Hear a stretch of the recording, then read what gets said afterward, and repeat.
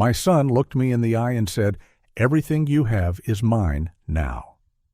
Then he laughed, threw water in my face, and left me sitting in silence at the table. But what he didn't know was that the $3 million and the deed to the house were still mine, and I was ready to take it all back. This was just the beginning. Before we continue, please subscribe to the channel and tell us where you're listening from in the comments. I sat alone in the living room that evening, the house quieter than I ever remembered.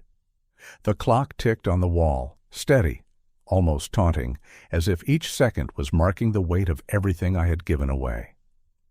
My mind drifted back, not because I wanted to remember, but because the silence forced me to. I saw the years pile up in front of me like unpaid bills, each one reminding me of the sacrifices I had made for my son. I remembered writing that tuition check for $60,000 when Tom wanted to go to college out of state. I didn't even blink, even though $60,000 was a mountain for me. I told myself, education will be his ticket. It will make him better than me. Then came the car, $25,000 for a brand new sedan, so he wouldn't have to ride the bus or worry about breaking down on the road. I paid that too, dipping into the savings account I had been building for years. And then the wedding. God, the wedding. $50,000 for the grand reception Tom and Jessica wanted, the champagne, the band, the flowers flown in from another state.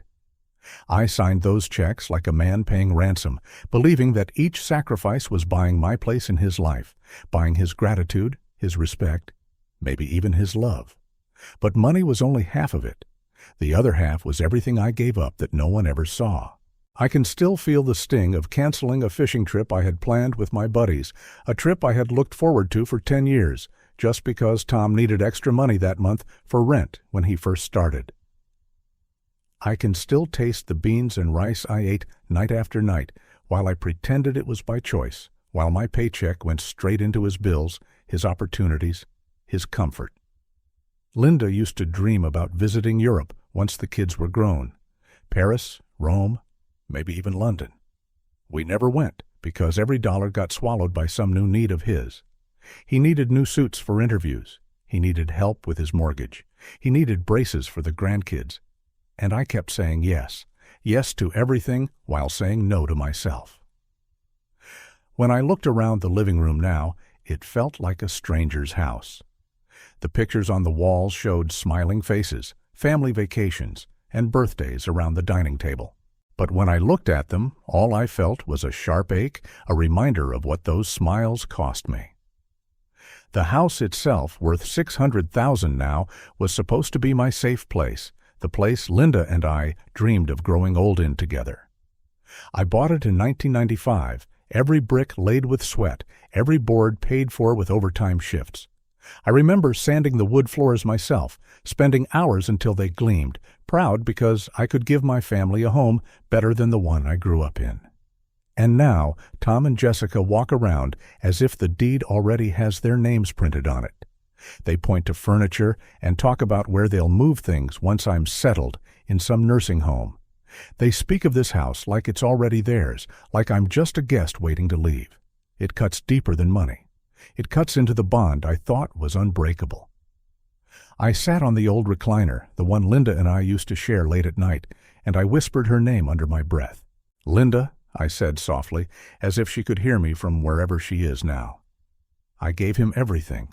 Why does he treat me this way?"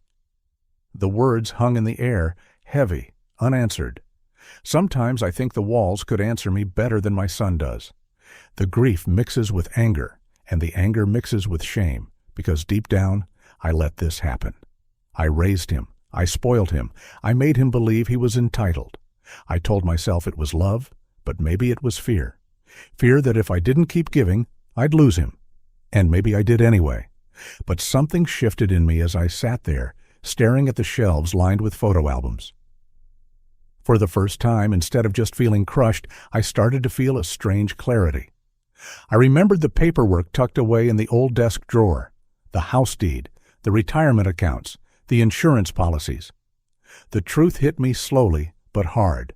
Legally, it's all still mine.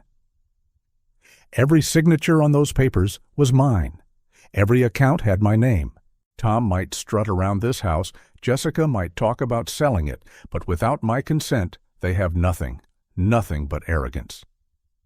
That realization was like a light switching on in a dark room. The living room looked different then.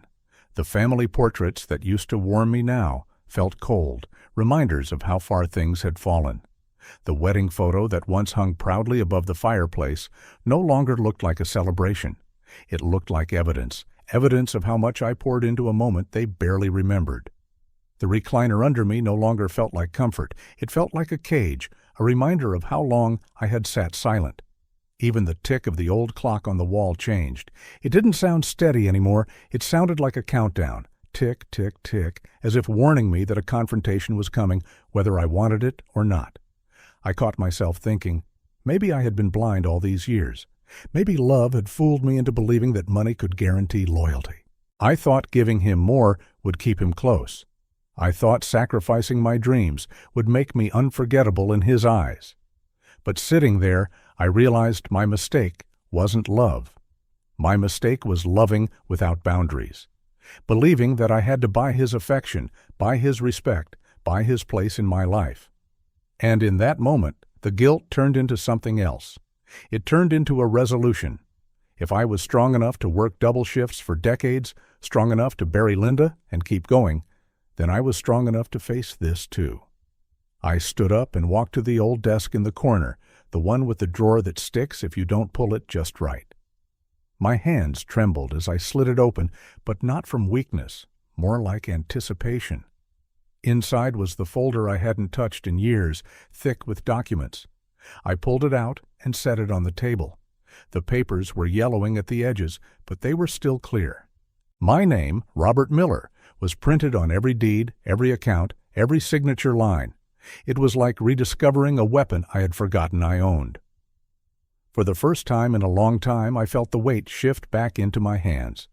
Before I even opened the folder fully, I did something small, but it meant everything. My phone buzzed on the table, another message from Tom asking me to sign over some accounts for convenience. Normally, I would answer, maybe even apologize for taking too long. But this time, I pressed delete. No reply, no explanation, just silence. And then, for the first time in years, I turned off the phone and let the house stay quiet. That single act was like drawing a line in the sand. It was me saying, enough. As the sun sank lower outside, the room filled with shadows, and I felt the weight of both past and future pressing in. The loss, the betrayal, the grief, it was all still there. But under it, a new current was rising, a current of control, of decision. The folder sat in front of me, and I knew what it meant. The house, the $3 million, the savings accounts, they were not his. They were mine. And soon, he would find out. I leaned back, letting out a slow breath. The living room no longer felt like just a place of mourning. It felt like a war room. Every photo, every piece of furniture, every shadow was no longer just memory. It was motivation. The clock ticked, but now, instead of counting down my weakness, it was counting down to my action. I whispered again to Linda, this time not in despair, but in promise. You'll see, Linda. He thinks he's already won, but he's wrong. I still hold the keys, and I will not go quietly. If you're still watching and find this story interesting, please comment 1 below to let me know you're here with me. I woke before sunrise and sat on the edge of the bed, listening to the house breathe. Pipes settled, the old clock ticked, and somewhere a floorboard gave a tired sigh. I felt empty and clear at the same time, like the air before a storm. In the gray light, I could see the folder on the nightstand, the same folder I had pulled from the sticky drawer the night before. Deeds, statements, policies, proof. I slid my palm over the cover and felt the ridges of the paper. The feeling steadied me. I got dressed, button by button, and told myself one simple sentence, slow and even, so I would not forget it. I am done being quiet. I made coffee and let it sit for a minute so the steam would not fog my glasses. The first sip tasted like purpose. I picked up the phone and called the number on the business card I had kept in my wallet for years, a card Linda once tucked there and told me to save for a rainy day. Thomas Reed, attorney at law. When the receptionist answered, I kept my voice calm. I told her my name, and I told her I needed to see Mr. Reed today if possible. She paused, then said, "We can fit you in at 11, sir. Are you okay?" The kindness in her question caught me off guard. I said I was fine, thanked her, and ended the call. The click felt like the start of something I had put off too long. I placed a second call. The bank. I read the number off the back of the card attached to the joint account that Tom loved to flash around. When the menu asked for my choice, I pressed the keys with careful fingers. A human voice came on, warm, patient. I gave my name, my date of birth, and the last 4 digits. I asked to confirm authorized rights on the $3 million account. I spoke slowly. "Am I the sole owner with full withdrawal authority?" The woman on the other end typed, "The keyboard sounds like rain." Then she said, "Yes, Mr. Miller, you are the primary and sole owner. The secondary user has access, but no ownership. Only you can transfer or close." I felt my chest loosen, not with joy, but with relief that tasted almost like air after being underwater too long. "Thank you," I said. "I'll be in later today." She hesitated, then asked softly, "Do you want me to note your file for a private banker to meet you?" I said yes, and then she did something no one in my own house had done in months. She asked, "Do you need me to arrange a chair in a quiet office, sir? Just to make it easier on you?" I swallowed and told her that it would be nice. When I hung up, I stood very still at the kitchen sink and let the details wash over me. I was moving. I was not waiting anymore. I gathered the documents into the folder, each sheet a small square of memory turned into a blade. The deed for the house, purchased in 1995, is now valued at $600,000. The retirement account statements, the life insurance policy Linda and I set up when Tom was a teenager, the titles that still carried my name, clean and alone. I slid the folder into my canvas bag. The bag felt heavier than it should have, but when I lifted it onto my shoulder, the weight comforted me. It meant I had substance again. It meant there was something in my hands, not just in my head. By 8, the house was awake. Tom clattered down the stairs, his phone already glowing in his hand. Jessica followed, fixing her hair in the hall mirror like she was getting ready for a show. I stayed in the kitchen and poured another cup. Tom opened the fridge, glanced at me, and said to the air, "We need to talk numbers later." Jessica, without looking up, added, "Dad, if you could chip in a little extra for utilities this month, that would help. The rates jumped and, well, it's a lot." She smiled at herself, not at me. I looked at the mug, watched the steam lift and disappear. I heard Linda's voice in my mind, gentle but firm. "Don't explain. Not today." I rinsed the mug, dried it, and put it back in the cabinet. That tiny order of things made me feel steady. At 10:30, I was in Mr. Reed's lobby, a room with soft chairs and framed certificates. The receptionist who had spoken to me stood up when I walked in. "Mr. Miller," she said, and her voice had the same kindness as the phone. "Do you need water? Are you okay?" The question bent something in me. It was so small, and it mattered so much. I told her I was okay. She showed me to a chair, and I sank into it slowly, feeling the leather give under my weight. My hands did not shake. That surprised me. The door opened, and Thomas Reed stepped out, with white hair, clear eyes, the kind of firm handshake that says, "You have my attention." He led me back to his office and closed the door. I told him what had happened in the house. Not all the ugly details, not every insult about grocery bills or pills, but enough. I told him about the wedding night I paid for, about the car, about the tuition. I told him how Tom had begun introducing the house to visitors as our place, and how Jessica had mentioned open houses like a plan, not a possibility. I told him what Tom had done at the table, the glass of water, the laugh. My voice didn't rise. It didn't need to. Mr. Reed listened without interrupting, his hands folded. When I finished, he leaned forward. "You brought documents?" I opened the folder, spread the papers in a neat row, and for the first time in months, I felt proud to be precise. He took each one, checked dates, made copies, and clipped them together. My hands lay flat on the desk. They were steady. They were mine. We talked steps, one after another, the way you set jacks under a sagging beam. Open a private account in only my name. Transfer the funds. Revoke secondary access. Place a notice on the house title to block any unauthorized attempt to list or encumber the property. Log any communication in writing. He drafted letters while I watched, his pen moving without rush. He asked me to sign the instructions. I picked up the pen and felt the smooth weight of it. The lines were clear. The signature came out strong, the loops clean. I felt something inside me click into place. My voice, when I spoke, sounded different to my own ear. "They think I'm weak," I said quietly, "but soon they'll see who truly holds the power." We scheduled a visit to the bank for 2 in the afternoon. Mr. Reed called ahead, spoke to the branch manager, and arranged a private room. He offered to meet me there. I told him I would appreciate that. He walked me out, and at the door he paused. "Mr. Miller," he said, "if anyone pressures you between now and then, do not engage. You don't owe them any explanations." I nodded. In the lobby, the receptionist asked if I needed a car service. I told her I would drive.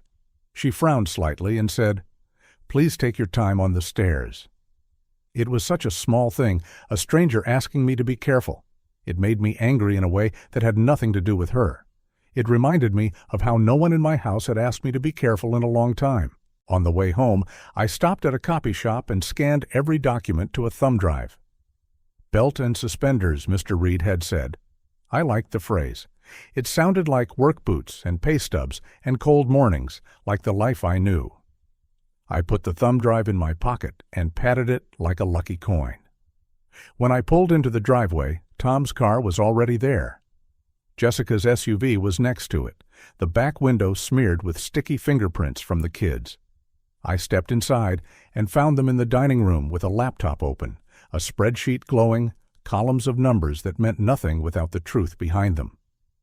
Jessica straightened in the chair and smiled a smile that did not reach her eyes. Tom gestured at the screen as if he were the host of a show. "We've been working on a plan," he said, "a real plan for the house and for expenses. It will be easier if you sign some things, Dad, just for convenience." He said the last word like he was doing me a favor. He slid a paper toward me. It wasn't a legal document. It was a printed list of agreements, vague and dressed up with big words to look official. I did not sit. I put the canvas bag on the chair back and rested my hand on it. Tom leaned back, confident, the same lean he used at dinner when he mocked me for asking for more food. Jessica clasped her hands on the table like someone posing for a brochure. She was ready for patience. I let the silence grow. I watched them twitch in it. Tom tried first. "Dad, remember when Mom wrote that letter about wanting the family to stay together, no matter what? She wanted us to handle things as a team." He pulled a folded paper from a folder, a photocopy of a card Linda had written one Christmas. It said nothing about deeds, nothing about accounts. It said, "Be kind to each other. Share." He set it down like a trump card. My breath did not change. I picked up the card, touched Linda's handwriting with the corner of my thumb, then set it gently back. They had dug into my past to find a weapon, and all they could lift was love. "You're using her words as a shield for your greed," I said, simple and even. "That is how far you've fallen." Jessica's mouth tightened. She looked away first. The memory of my photo came back then, the one from the day we bought this house. Linda and I standing on the front steps, with dust in our hair and grins too big for our faces. Yesterday, when I took that picture out to show the grandkids, Tom had flicked it aside. "This house is mine now. Nobody cares about your bricks." The frame had cracked on the hardwood, a little spray of glass, like ice. I remember the sound still. It had been small and merciless. I felt that same sound inside my chest now, no longer a break, but a hard shine. I reached into the canvas bag and took out nothing. That was the point. I did not show them the folder. I did not teach them the steps I was taking. I just looked at Tom and said, "We won't be talking numbers later." He blinked. Jessica cleared her throat. I added, "I have an appointment." Tom laughed, a short bark to cover the small fear that flashed across his face. An appointment for what? Bingo? I smiled slightly, not at the joke, but at how small it was. "You'll find out," I said. "Soon." There was more I could have said, but I did not. The confrontation was not for shouting, it was for seeing. I saw their self-satisfaction. I saw Jessica glance at the laptop as if the columns of fantasy money could protect her. I saw Tom touch the copied card like a talisman, as if love could be a legal claim when convenient. I turned and walked away, up the stairs one careful step at a time, my hand grazing the banister Linda and I had stained together. In my room, I sat, breathed, and waited for the hour to move. At 1:45, I pulled into the bank parking lot. Mr. Reed was waiting by the door, tie neat, eyes alert. The branch manager met us with a practiced smile and led us to a small conference room with glass walls and a door that closed softly. A private banker, young and earnest, came in with a folder and a tablet. She offered water. I said yes. She set the bottle in front of me and then asked, low and direct, "Are you comfortable, sir?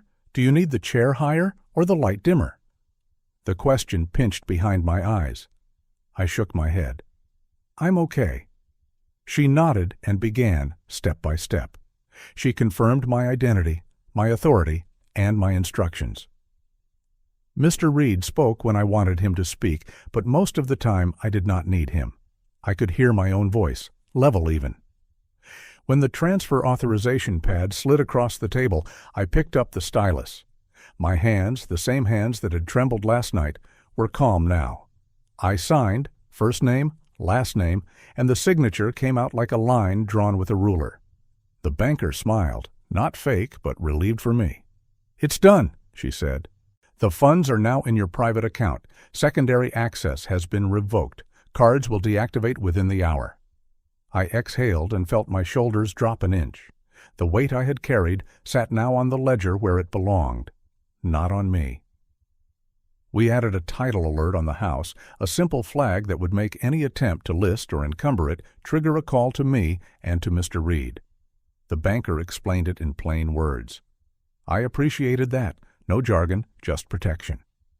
She printed receipts, and I slid them into the folder, making sure each page faced the same way. Order matters when the world tries to turn you upside down. When the bank business ended, Mr. Reed asked if I felt up to a quick stop. "There's something you should see," he said. We drove to the county clerk's office, a brick building with old air and the smell of paper. A clerk helped us log into a public terminal. Mr. Reed typed Tom's full name, then Jessica's. The screen filled with lines of cases and indexes, most of which were nothing. He scrolled, slow, careful. Then he stopped. "There," he said quietly. "A civil judgment from 2 years ago against Tom for $42,600. A second entry, a state tax lien filed last spring." My mouth went dry. Mr. Reed clicked through and read out the details, the case numbers, the dates. "This," he said, and tapped the screen gently. "This explains the urgency. They are not planning for your care, they are planning for their rescue." He searched Jessica's name and found an LLC formed 6 months ago using my home address as the principal office. No business activity listed. I felt cold and very awake. "They think they have already moved in," I said. Mr. Reed nodded. "Now you know what they won't tell you."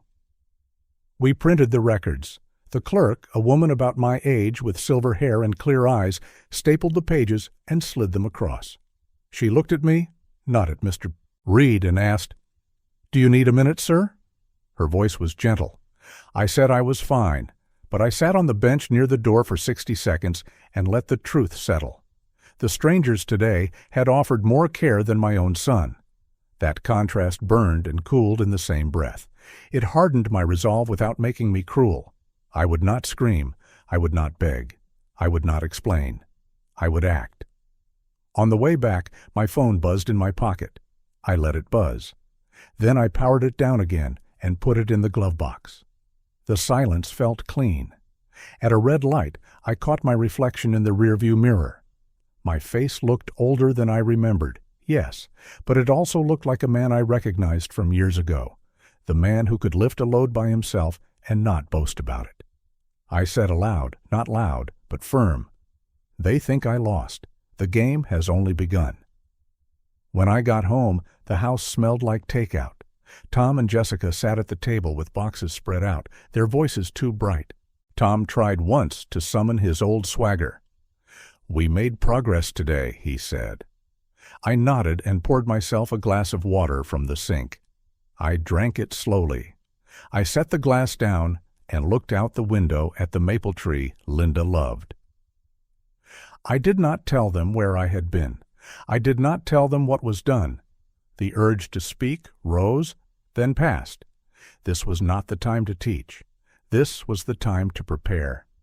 In my room, I laid the new papers next to the old ones, receipts from the bank, alerts for the title, the printouts of Tom's judgment and lien, the record of Jessica's shell company with my address attached like a leech. I placed the thumb drive beside them. I opened the top drawer and pulled out the small photo frame I had rescued after Tom knocked it to the floor. The glass was gone. The picture of me and Linda still smiles. I dusted it with the edge of my sleeve and set it upright on the dresser. The empty square where the glass had been did not bother me. The picture breathed easier without it. Evening settled. The house grew quiet.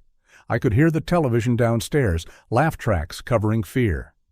I sat at the desk and wrote one page in my own hand, a list of what was complete and what was next.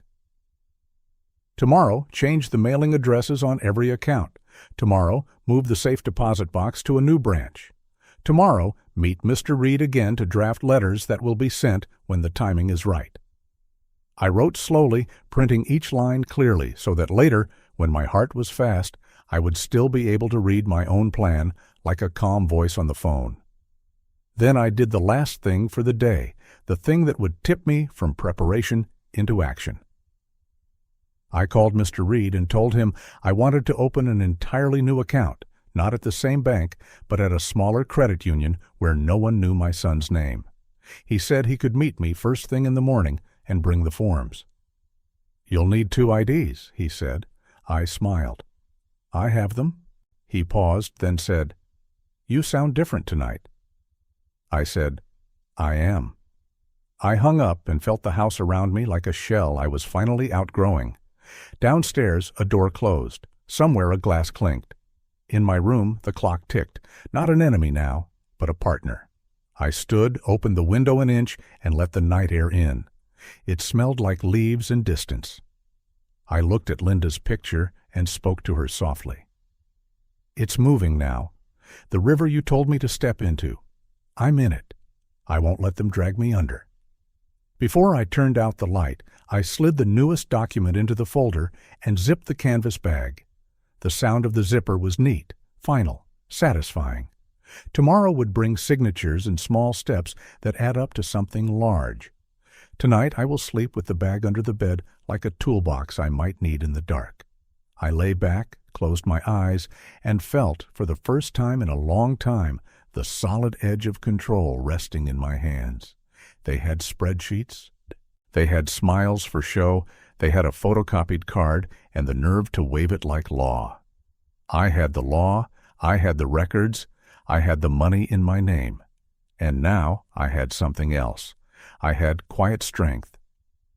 They did not know that in a public building downtown, under fluorescent lights and a seal of the county, a line on a screen had given me my ace. They did not know that at 2 p.m, a private banker had watched me sign away their access as easily as breathing.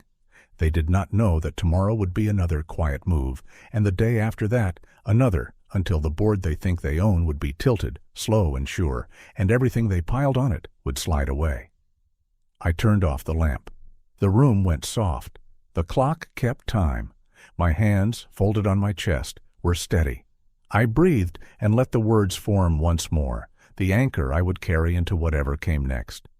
They think I'm weak, but soon they'll see who truly holds the power. If you're still watching and find this story interesting, please comment 2 below to let me know you're here with me. I woke to the sound of rain against the window, soft and steady, the kind of rain that makes you think of clean slates. My back ached when I swung my legs to the floor, but the ache felt different this morning. Not the ache of helplessness, the ache of a body getting ready to move. I looked at the canvas bag under the chair. The folder was inside, full of receipts, alerts, and printouts that felt like armor. I breathed in, slow and even. Today would not be about remembering. Today would be about doing. The humiliation at the clinic lived fresh in my bones. A few days earlier, I had asked Tom to drive me to the doctor. I stood at the foot of the stairs, coat in hand, trying to sound casual. He didn't even pause. "I'm not wasting my gas money on you. Call a cab." Jessica, leaning in the doorway with a coffee she didn't offer to share, let out a little laugh and said, "Maybe Medicare can finally pick up the tab for once." I walked outside, bent at the waist, climbed into the taxi, while our neighbor across the street watered his lawn and pretended not to look. I felt smaller than the raindrops that morning. I felt like a guest at the wrong address. That memory pressed against my ribs as I dressed now. It did not weaken me, it sharpened me. Dinner came after that, the night Tom turned his face into a mask I had never seen before. I asked for more rice, just a spoon. The room went quiet. His hand reached, not for the bowl, but for the glass. He threw water in my face like he was putting out a fire he never planned to start. The shock of it, the cold on my cheeks, the drip into my collar, the way the kids froze and then looked at their plates to hide their smiles. The worst part was the sound he made after. A laugh, short, tight, certain. That laugh still echoes when the house goes quiet. It was the laugh of someone who believed the deed was already his, that the $3 million were his, that I was a man who belonged to him. It was the laugh that flipped a switch inside me I didn't know was still wired. The morning after the dinner, I met Mr. Reed at the bank and moved the $3 million into a private account with only my name on it. The banker spoke kindly. The papers slid across the table, and my signature held steady like a line drawn with a ruler. We placed a title alert on the house worth $600,000, the house I bought in 1995, the house whose floors I sanded until my hands shook with pride. We printed the county judgments against Tom. We printed the lien. We printed the shell company Jessica had set up, using my address like a coat stolen from a hook. Those printouts felt cold and necessary in my hand. I slept that night with the bag against the leg of the bed. I slept in the way a stone sleeps at the bottom of a river, heavy, settled, ready. Mr. Reed called that next morning and said, "We're ready." He had filed for an emergency order to restrain any attempt to list or encumber my home without my signed consent. He had arranged a brief hearing, not a long trial, just enough to make the paperweight official. He told me it would be quick, informal, and that I didn't have to say much. "I'll do the talking," he said. I told him I would be there. My hands did not tremble when I hung up. The courthouse stood 3 floors tall with dark wood and a flag that barely moved in the rain. The hallway smelled like paper and polish. We waited on a bench while a clerk called names. Tom and Jessica arrived 5 minutes late, their steps loud, umbrellas dripping, both of them dressed as if they had someplace better to be. Tom wore a grin he thought was confidence. Jessica held a folder with color tabs that looked like a costume for being responsible. They sat across from us without a hello. Tom leaned forward and whispered, just loud enough, "This is unnecessary, Dad. We're on the same team." I looked at his hands, not his eyes. He tapped the folder twice and sat back, calm on the surface, the way a pond looks calm right before wind touches it. We were called into a small hearing room paneled in dark wood that held its own quiet. No jury, just a judge with reading glasses halfway down his nose and a clerk who typed with a rhythm that reminded me of rain. Mr. Reed stood, introduced me, and summarized the petition. He spoke in plain English. He didn't reach for complicated words. He said I had discovered an urgent need to protect my property and my accounts. He mentioned the transfer of funds I had every right to make. He mentioned the liens and the LLC at my address. He pointed out that I remained competent, that I had taken careful steps, that I had counsel, that I was not acting out of confusion or fear, but from clear facts and a clear plan. Tom raised his hand and interrupted, and the judge lifted one finger without looking up, a small command that said, "Wait." The judge turned to Mr. Reed. "Any witnesses?" Mr. Reed nodded and asked to call Ms. Alvarez, my neighbor of 15 years, and Earl, a friend from the hardware store where we swap stories about spare parts and stubborn nails. They weren't in suits. They were in the truth. Ms. Alvarez took a single step forward and spoke in a low, steady voice. She said she saw me every morning on my walk. She said I still mow my lawn straight and steady. She said she had noticed changes in Tom's tone and in the way he parked half across my driveway sometimes, not like a son visiting, but like an owner staking a claim. She said I was kind and clear and that she had never seen me confused. She looked at me when she finished. Her eyes held the kind of respect that settles a heart. Earl cleared his throat and stood square. He said I still measured twice and cut once. He said I once returned a tool because a tooth was chipped and I didn't want anyone else to get hurt. He said when we drink coffee, we talk about baseball and weather and a new latch that catches better than the old one, and that I always know what I'm saying. He's sharp, Earl said. He's careful. He looked at the judge like a man saying, "This is plain." The judge nodded, took off his glasses, and put them back on. Mr. Reed handed up a folder. Inside was a letter he had drafted at my request. The letter said, in my own words, why I had moved the money. It said how long I had saved. It said who I had trusted and how that trust had been stretched to its thinnest thread. I had signed the letter. The judge read the first paragraph and glanced at me. "Did you write this?" he asked. "I did," I said. My voice sounded like it belonged in that room. Tom couldn't sit any longer. He stood, palms out, a show of reason. "Your Honor, this is all a misunderstanding. We've been trying to help my father. He's not well. We were going to manage the house and the accounts just to ease the burden. We have a plan." Jessica nodded and opened her tabbed folder as if proof might blow out like confetti. The judge stared at him from under the line of his glasses. "What's your interest in the property?" he asked. Tom smiled, not understanding the weight of the question. "We live there," he said. "We handle things." Mr. Reed didn't speak. He didn't need to. The judge turned to Mr. Reed. "Counsel?" Mr. Reed slid forward the printouts from the county terminal and the lien notice. He pointed to Tom's name, case numbers, and balances. He pointed to the LLC filing with my home listed as the principal office. He didn't raise his voice. He let the numbers do the loud work. Tom's jaw shifted. Jessica's hand stilled on the tabbed folder. The judge looked up at them the way a teacher looks at a child trying to copy off the wrong page. "Mr. Miller," the judge said, eyes back on Tom, "why is your father's address used for a limited liability company organized by your wife?" Tom faltered.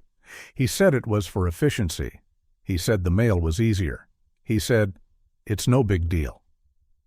The clerk's keys clicked a harsh little music. Mr. Reed did not smile, but his chest moved in a way that told me the floor had tilted. The judge turned to me and asked, "Do you understand the orders you're asking for?" "Yes, Your Honor," I said. "I want an order preventing any transfer, sale, or encumbrance of my home without my written consent, and a record that I am the sole owner of my accounts and have revoked any secondary access." The judge nodded once. "Anything else?" "No," I said. Then I added, "Respect." Jessica tried to jump in. "He's exaggerating," she said. "We pay for everything. He eats us out of house and home. He costs so much, and he forgets things." Her voice started even and then sharpened.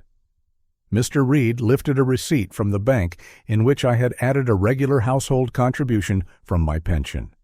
He placed it beside the other papers without a word. Jessica swallowed and looked away, then looked at Tom. It was small, but it cracked something.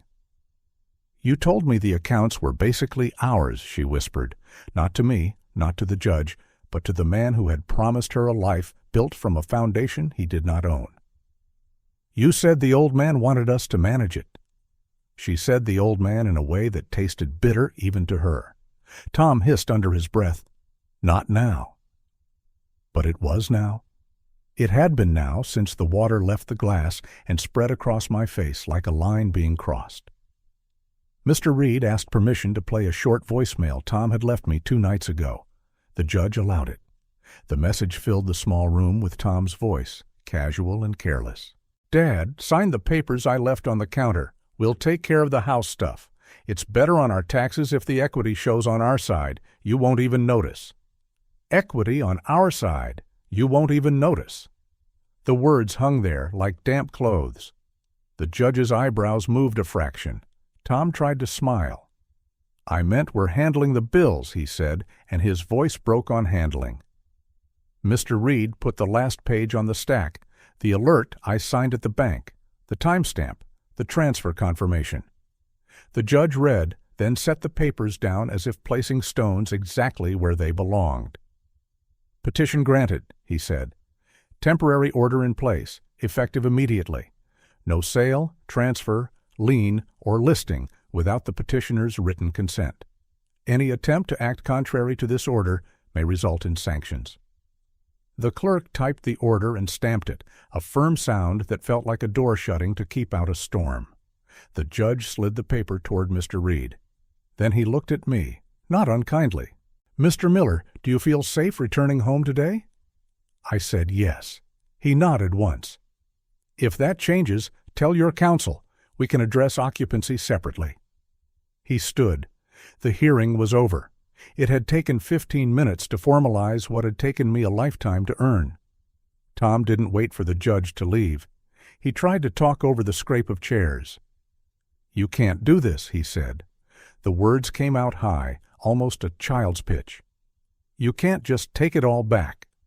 He gestured at the papers as if snapping his fingers might make them leap off the desk. "We've already made plans," he added, and it sounded like a man who built a house on sand, scolding the tide. Jessica stared at the order like it spoke a language she didn't understand. Her face flushed, then went pale. "You told me this was handled," she said to Tom, each word a small hammer. "You told me there was nothing to worry about. What about the bills? What about your judgment? What about the lien?" The last word fell heavy. She should not have said it, but it was out.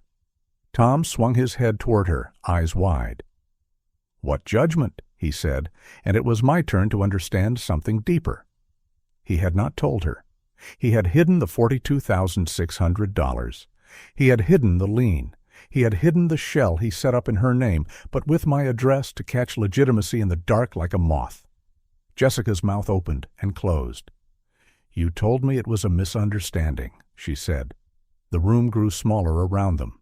Their argument, hushed and hot, drew them into a corner where the rest of us did not need to stand. Mr. Reed put his hand on my sleeve, a tiny pressure that said, "Let them tangle in their own knot." I kept my eyes on the judge's door as it clicked shut. My mind went to the maple tree outside my window at home, the one Linda loved because it turned the color of honey in fall. I thought of the day she and I carried the first boxes into our house, set a pot on the stove, and called it home. I thought of the glass hitting my face. I let both truths live side by side. One did not cancel the other. They made a whole picture. In the hallway, my neighbor squeezed my forearm and said, "You did well." Earl nodded once, a man's blessing without a sermon. We walked to the elevator. Tom called after us, words tumbling. "Dad, wait. We can talk about this. You're making a scene." The elevator doors opened with a small bell. I turned and said, calm as a lake, "No, Tom, I'm drawing a boundary." The doors closed on his frown. We went straight from the courthouse to Mr. Reed's office. He had me sign a few more letters, revocations, notices, confirmations, so no one could claim confusion. He drafted a simple statement explaining that any requests for my signature must come through him, not through papers left on the counter, not through whispers, not through new versions of old games. My hand did not shake while I wrote. It moved like it had something clear to say, and finally the pen could keep up. Mr. Reed made copies, put originals in a fireproof envelope, and handed me a set for my bag. "We'll send these certified," he said. "They'll sign when they receive them." I nodded, then heard my voice from a place in me that had been quiet too long. "They thought they broke me," I said, but in truth I had just pulled the ground from under their feet. On the way home, my phone buzzed so constantly it heated in my pocket. Calls, messages, a string of apologies threaded with accusations. "You blindsided us." "We were only trying to help." "You embarrassed us." "You owe us a discussion." The words piled up like junk mail. I let them sit unread. I turned the phone face down on the passenger seat and watched the road. The rain had stopped. The pavement still shone.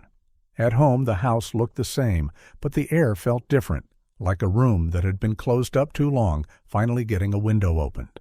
Tom and Jessica were in the kitchen. Tom lifted his chin as if nothing had happened. Jessica didn't speak.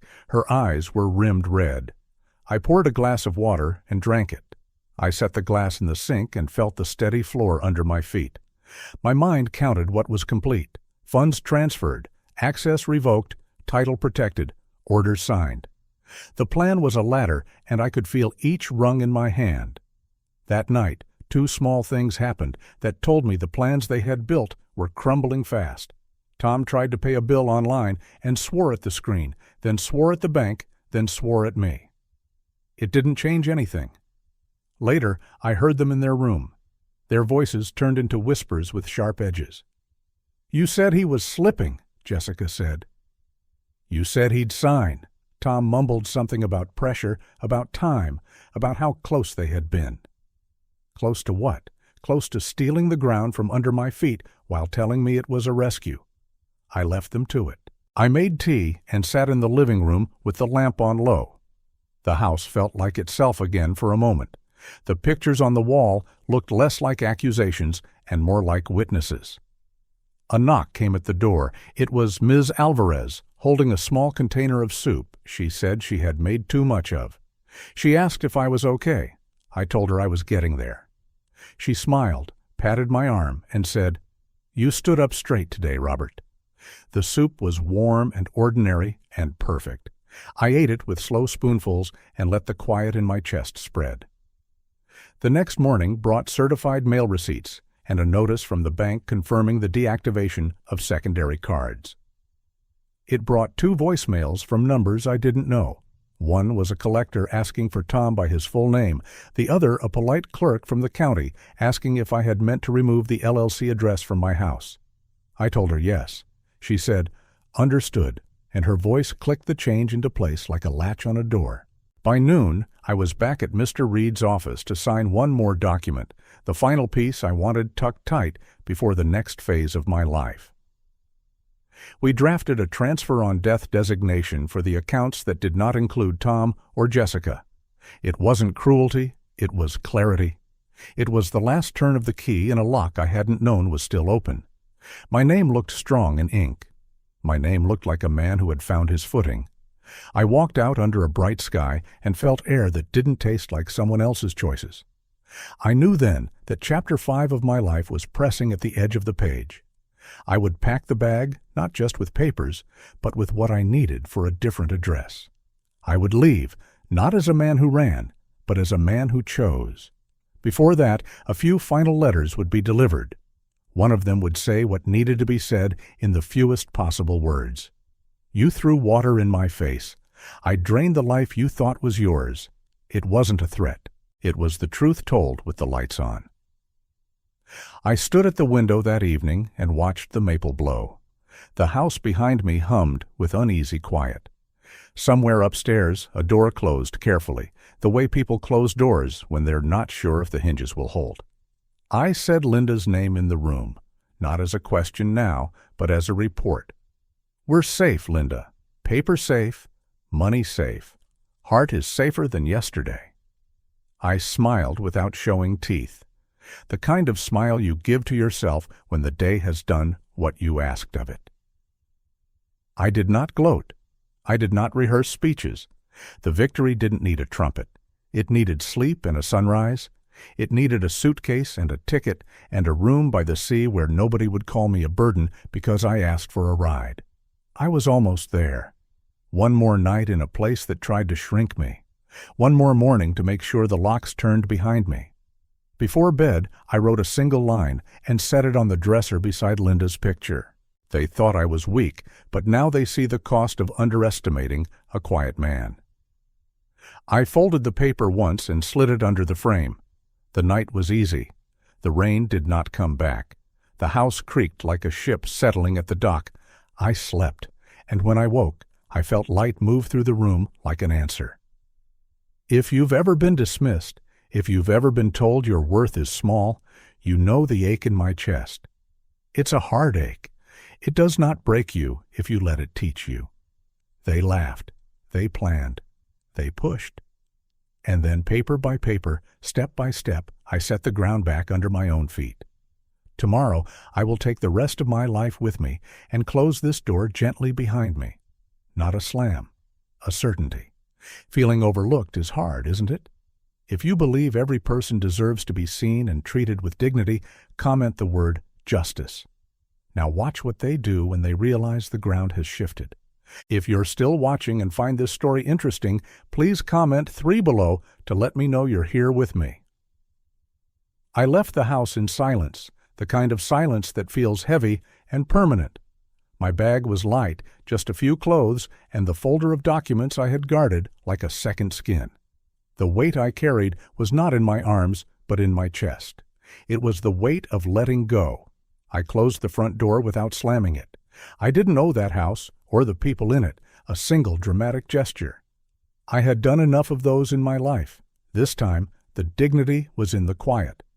By the time Tom realized the accounts were empty, I was already on the highway, the folder tucked into the seat beside me. I could almost hear his voice through the windshield, first a bark of anger, then the frantic tone of a man dialing numbers he thought would give him power. He called the bank, convinced it was a mistake. But the truth hit him like a fist.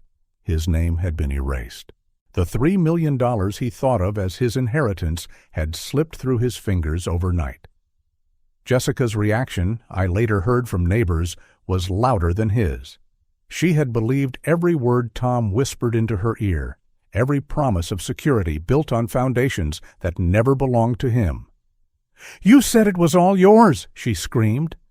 But the walls of that house were thin. The neighbors heard. The shame was carried. Their voices, raised and desperate, painted the truth for the whole street to see. Mr. Reed delivered my letter that same morning. He followed my instructions to the letter. He slid it under their door, crisp paper in a plain envelope. No fanfare. Inside, my words were short and sharp. "You threw water on my face. I drained the life you thought was yours." That sentence was the only explanation they would get from me. I didn't need to write paragraphs. The truth had already been written in my choices, in the signatures on the bank orders, in the court's stamped decision. Tom's collapse was not immediate, but it was steady. The neighbors who once waved to him with casual friendliness began to avoid his eyes. The friend who lent him tools refused to answer his calls. And when the collectors knocked at the door, Jessica could no longer pretend she had married into stability. The lien on their finances caught up with them, and the reputation he tried so hard to polish fell apart with every passing day. He wasn't just a man who lost his father's trust. He became a man who squandered his own. Meanwhile, my path led me away from all that noise. I rented a small condo in a seaside town 2 hours south. The place was modest, valued at around $200,000, but it faced the water. Each morning I could see the tide pulling out and returning again, patient, steady, indifferent to human betrayal. I bought a wooden chair for the balcony, and every evening I sat with a cup of tea and let the salt air press against my face. I breathed in freedom with every wave. The peace I found was not in isolation, but in rediscovery. I joined a local gardening club, something Linda and I once dreamed of but never had time for. I sank my hands into soil, watched tomatoes grow from tiny seeds, and felt the same pride I once felt sanding the floors of our old home. I picked up painting again, clumsy at first, but each stroke filled the quiet with color. I even volunteered at the community center, reading to children whose eyes widened at every story. The laughter of those children replaced the bitter echoes of Tom's cruel laughter at the dinner table. One afternoon, an envelope arrived with no return address. I didn't need to open it to know who it was from. The handwriting was Tom's, hurried and shaky. My hand hovered, then dropped the envelope into a drawer. Days later, I did open it. The words sprawled across the page like a man drowning in regret. He wrote about mistakes, about misunderstandings, about wanting forgiveness. For a moment, my chest tightened, but then I whispered aloud, more to myself than to him. I don't need his apology. I have my peace. I folded the letter and slid it back into the drawer, where it could rest with the past. The contrast between my life and theirs grew sharper with each passing week. While I walked the shoreline and planted roses in fresh soil, Tom and Jessica moved into a cramped rental apartment across town. They tried to pretend it was temporary, but word spread. Everyone knew they had burned through their chances. Jessica stopped showing her face at gatherings. Tom's shoulders slumped lower each time someone passed him without a greeting. They lived in the shadow of the choices they had made. I lived in the sunlight of choices I had reclaimed. One evening, as the sun dipped into the ocean, I thought of Linda. I spoke softly into the breeze. We're free now. I knew she would have approved of every step I took, from the quiet departure to the garden blooming at my side. Her picture sat on my desk, framed in wood, watching over me as I wrote in my journal. My words were no longer filled with anger or grief. They were filled with gratitude. Gratitude for second chances, for dignity, for the lesson that respect cannot be bought. It must be earned and protected. The lesson I carried into every day was simple. Self-respect is worth more than inheritance, more than money, more than keeping peace with people who dishonor you. I learned that setting boundaries is not cruelty, it is survival. I learned that family is not defined by blood, but by the respect that flows both ways. I learned that betrayal may wound, but it does not have to define the rest of your life. As I prepared for bed that night, I whispered again, I have myself. That is enough. The house was quiet but not empty. It was filled with my breath, my peace, my dignity. For the first time in years, I felt whole. Tomorrow I will attend my first meeting with the town's volunteer group. They were building a small park for children, and I had already offered to help with the benches. I smiled at the thought. My journey wasn't over. It was beginning again on my terms. The chapter of betrayal was closed, but the story of peace was wide open. And as I closed my eyes, I knew that no apology, no letter, no desperate plea from Tom could give me more than I already held. The truth. My truth. The life I chose when I finally walked away. I wake up each morning to the soft crash of the waves. The air smells of salt, clean and sharp, and it fills my lungs in a way that makes me feel alive again. I walk along the beach with my shoes in hand, letting the cold water curl around my toes. By the time the sun rises above the horizon, I've already stopped by the small coffee shop down the street, ordered a black coffee, and opened the newspaper. It is a simple routine, but every detail feels like a gift. After all the chaos, after all the betrayal, this quiet rhythm is my victory. The condo I chose is not grand, not compared to the house I left behind. It is worth about 200,000, perched near the water, with white walls and wide windows that bring in light. At night, the sound of the ocean drifts into my bedroom, and I fall asleep, knowing I am safe, knowing I am free. I keep the folder of legal papers in the bottom drawer of my desk, but I rarely look at them now. They served their purpose. They are my shield, but I no longer need to hold it every day. Meanwhile, Tom and Jessica live in a cramped apartment across town. The neighbors whisper about how quickly their fortune disappeared. The friends who once smiled at them in church no longer return their calls. Debt collectors come by often, knocking on their door, leaving notes that flap in the wind. I don't gloat over it. I don't need to.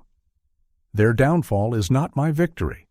It is their lesson, written by their own hands. Still, the contrast between their lives and mine is undeniable. I sit on my balcony drinking coffee with the sea breeze while they sit in the dark, blaming each other for what went wrong. Not long ago, I received a letter from Tom. The envelope was creased, the handwriting uneven. I stared at it for a long while before opening it. Inside, his words spilled out like someone drowning. Apologies, excuses, pleas for another chance. He wrote about misunderstandings, about regret, about wishing to see me again. I read it once, carefully, then folded it back into the envelope. I placed it in the drawer with the old papers and left it there. I did not respond. My peace is not tied to his remorse. My healing does not require his words. As I whispered to myself that night, I don't need them anymore. I have myself. Life has become about rediscovery. I joined a gardening club at the community center where we grow herbs and vegetables in raised beds behind the building. I spend afternoons with soil on my hands, chatting with people who know nothing of my past but respect me for who I am today. I started volunteering too, helping other seniors who feel forgotten by their families. I see the pain in their eyes when they speak of ungrateful children, of promises broken, of sacrifices dismissed. And I tell them gently that peace is possible. I show them through my actions, through the calm in my own voice, that life does not end when betrayal begins. We can reclaim ourselves. One day, after a meeting at the center, a little boy handed me a small yellow flower he had picked from the grass. He didn't know me. He just smiled, his hands dirty, his eyes bright. "This is for you," he said, and then ran back to his mother. That tiny gesture, so pure and uncalculated, filled me with a warmth I hadn't felt in years. It reminded me that kindness exists in the world, often where you least expect it. That moment stayed with me, stronger than any apology Tom could ever send. Not long after, an old friend from my working days mailed me a package. Inside was a watch, scratched and worn, but still ticking. It had belonged to his father, and he wanted me to have it because, as he wrote in the note, "You never compromised your character. This watch should belong to someone who knows the value of time and integrity." Holding that watch in my hand, I realized something. Money can vanish, houses can change hands, and relationships can break. But character, the way you stand, the way you hold your ground, no one can take that from you. I often reflect on the lessons that all this has taught me. For parents, the message is clear. Love your children, yes, but do not sacrifice every piece of yourself. Keep something for your own dignity, for your own survival. Blind sacrifice can invite blindness in return. For children, the lesson is gratitude. Respect the ones who gave you life, who worked their fingers raw to provide for you. Parents are the foundation, and when you strike at the foundation, the whole house crumbles. And for people living in this modern world, chasing wealth and status, the truth is plain. Possessions can be stolen, money can disappear, but your character is the one form of wealth no thief can touch. Sometimes I sit on the balcony with that old watch beside me, listening to its quiet ticking. It reminds me that time keeps moving, no matter what we lose. It reminds me that every second can either be wasted in bitterness or spent in peace. I choose peace. Every morning walk, every shared smile, Every tomato ripening in the garden proves that I made the right choice. I have no anger left for Tom or Jessica, only boundaries. Their lives are theirs to repair if they ever find the strength. My life is mine, and I intend to live it without chains, without shame, without apology. The sea outside my window is proof that there is always something larger than betrayal, something stronger than pain. As I write these words, I glance at the horizon. The waves shimmer under the setting sun, endless and patient. My heart feels light. I whisper, family is not blood. Family is respect. Character is the only wealth no one can steal. And with that truth, I know my journey is complete. The story has come to an end. I hope it has brought you valuable lessons and insights. If you enjoyed this content, please like, share, and subscribe to the channel so you won't miss the next video. Goodbye, and see you again.